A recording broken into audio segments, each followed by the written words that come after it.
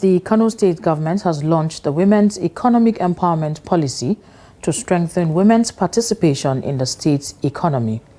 The policy was unveiled during the celebration of International Women's Day and developed through collaboration with several development partners. Trust TV's Abdulaziz Ibrahim reports.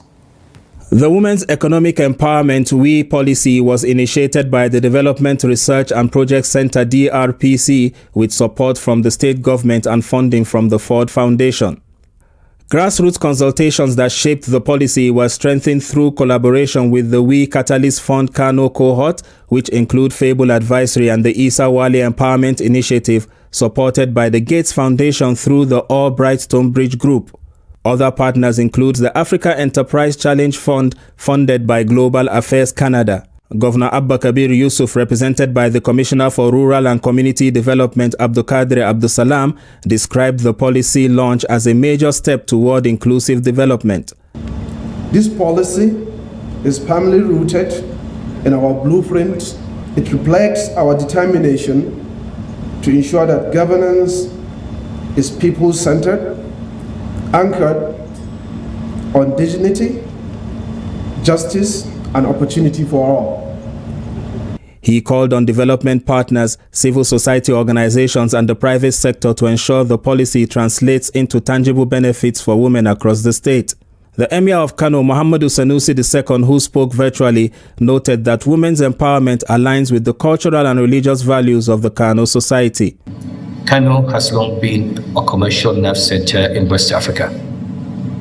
If we are to secure our place in an increasingly competitive global economy, we must fully harness the intelligence, resilience, and productivity of our women. A prosperous Kano cannot be built on the marginalization of half of its population.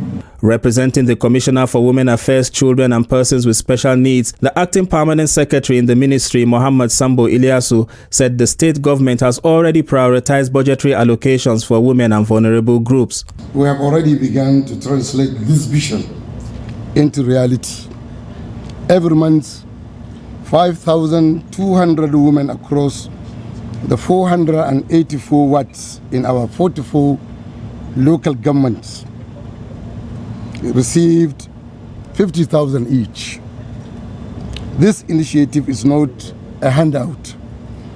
It is an empowerment. It strengthens household, economic support, and small businesses, and ensure that women, who are the backbone of our society, have resources to stand tall and independent. Stakeholders at the event pledged financial and technical support for the successful implementation of the policy. Institutions including Taj Bank, Summit Bank, and Phoenix Renewable Energy committed to promoting capacity building and financial inclusion for women.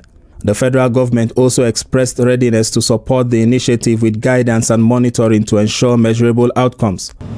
At the federal level, our commitment is clear. Women's economic empowerment is not a social program. It is an economic imperative.